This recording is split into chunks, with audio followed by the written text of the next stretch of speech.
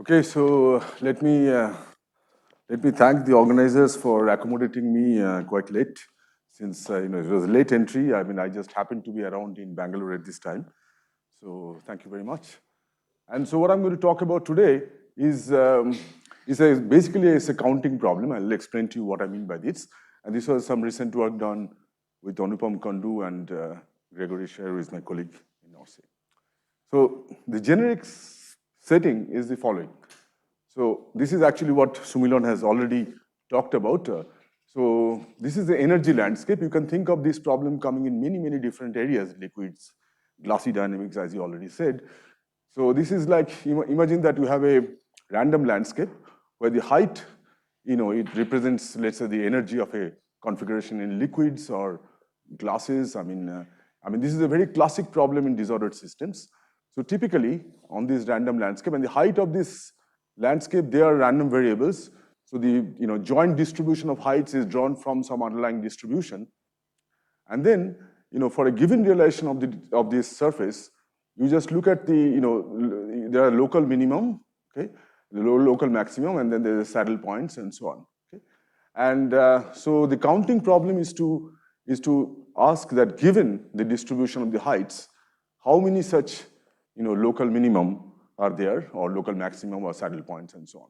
And this problem has appeared in many, many different areas. You heard from Sumilon, this is very important to characterize these are the objects which characterize the complexity of this random surface.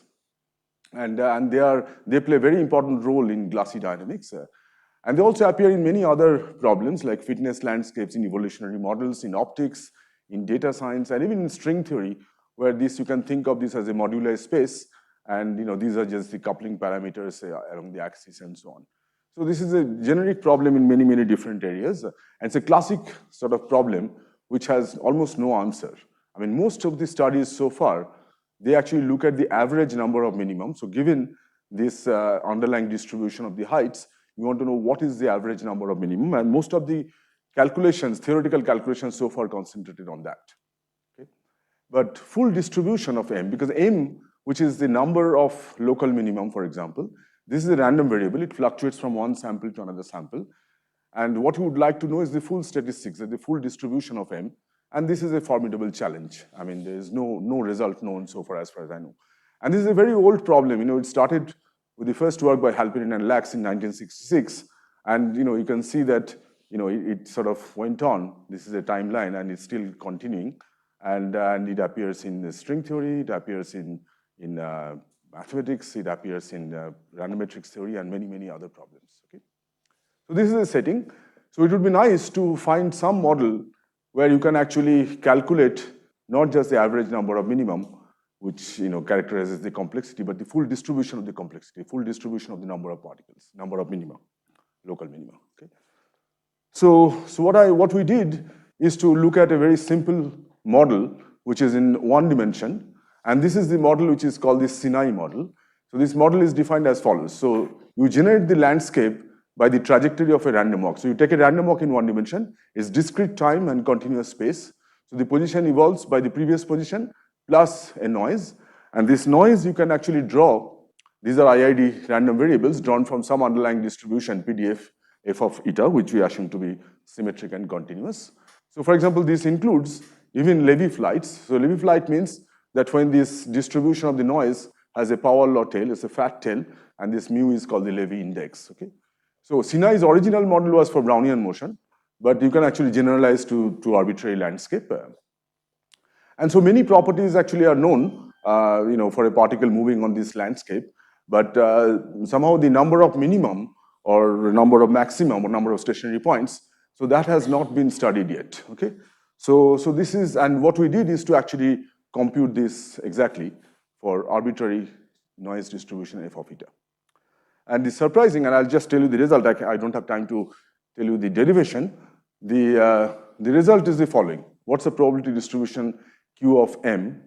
M is the number of such minimum shown by the red dots here, and N is just the number of steps, okay? And the answer is just this, okay? And this is completely universal. It does not depend on the noise distribution, whether it's a Levy flight whether it's normal random walk or Gaussian, uniform distribution, anything you can take, no matter what you take, this is the answer. And this answer is universal for all M, not just for, we are familiar with the idea of universality often when the arguments are large, okay, or small. But this is actually true for any arbitrary M, any arbitrary N. And this is, it looks a very simple combinatorial answer, but it's not that trivial to derive this. And this is the main result. That is totally independent of f of eta and universal for all M and N. Okay? And you can check numerically. You can take no matter what distribution you take, exponential, Gaussian, uniform, binary, Cauchy. You see they all fall on the same curve for n equal to 9, n equal to 5, etc. So the mean number of minima, of course, increases linearly with n, and the variance also increases. So the distribution essentially becomes Gaussian for the typical fluctuations around its mean value. But the point is that it's actually universal for all M and N. Okay? Then you can apply this result for one application. This is for the active particles that you have heard many times in this conference. So just to remind you, a run-and-tumble particle is basically E. coli bacteria, for instance. So it runs, so there are two phases to its motion. So there is which alternates. So it's sort of, during a run, it basically chooses a velocity from a distribution, arbitrary distribution W of V, and then it chooses a time which is exponentially distributed with parameter 1 over gamma and time scale, persistence time, and then it moves during that exponential time, and then it instantaneously tumbles. That means it sort of chooses a new velocity from this distribution, and then it again runs exponential amount of time, exponential distributed time, and then it changes direction and so on. Okay? So you can define this in any arbitrary dimension D. And so you can ask, okay, so suppose you take this D-dimensional RTP and you take the projection along the X direction, and that way you can construct your landscape. So this landscape here, what is fixed here is not the number of steps, but the total time T, duration of this RTP process. And so there are two levels of randomness here. One is the number of steps, which itself is a random variable, and also the number of minimum in a given relation of up to time T. And so using the result that I showed you before for fixed n, you can actually compute the distribution for, apply this for the RTP in any arbitrary D dimension and arbitrary velocity distribution WV. And this is the exact result, again, valid for all T and all M, not just for large T. Okay? And you can just check this, all different dimensions and different distributions. So it's totally universal result. Okay? And then let me just show you the last slide. So last slide is essentially you can extend this problem in many different directions. So one of the interesting direction is what we call the first passage landscape. So that means again you have this random walk which performs this random walk, and you stop the process when it crosses the origin for the first time. So this is like this problem appears in many different contexts, but I'm not going to spend time on that. But basically, roughly speaking, you can think of your bacteria, RTP problem or something that it's sort of return problem to its nest, and then the number of local minimum is just the number of wrong turns it took away from home, opposite direction. Basically, these are the wrong turns. Okay, and so here the space is involved, and again you can actually calculate the distribution of the number of minimum till the first passage time. Okay, so first passage time itself is random variable again. And again, amazingly, it's actually universal for all M, okay, and this is the result, and in fact, it decays for large M as a power law, m to the power minus 3/2, this distribution, but is actually universal for all M, okay. And then you can actually extend these results to, many other constrained works, which I am not going to talk about, like meanders, excursions, and so on. And just one point I want to emphasize is that this universality here in this problem, first passage problem, it has a slightly different origin from the universality in the first problem I showed you, which is for fixed n essentially. And the reason is here because the space is involved, and you have to apply something called Spahr-Anderson theorem, which I don't have time to explain, but very well-known theorem in probability theory to arrive at this universal result. Okay, so there are many other applications of these results, and as far as I know, this is the first exact result for a distribution of a correlated landscape for its complexity. Okay. So I think I'll stop there. Thank you very much for attention.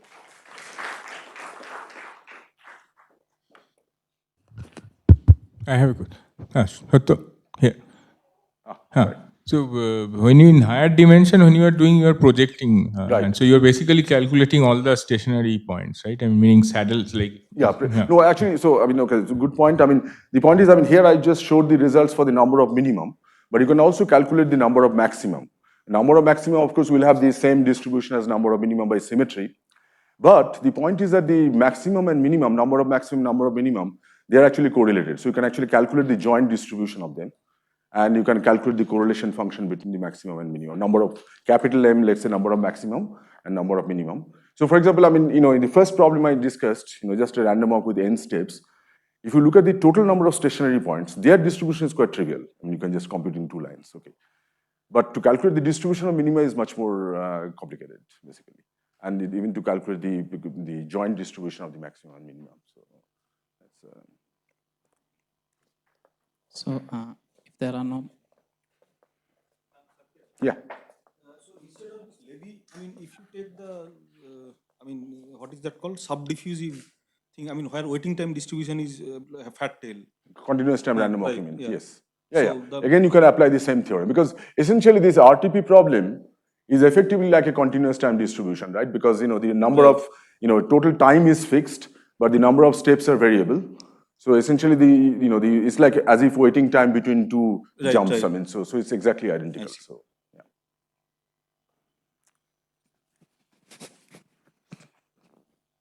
If there are no more questions, let us thank the speaker.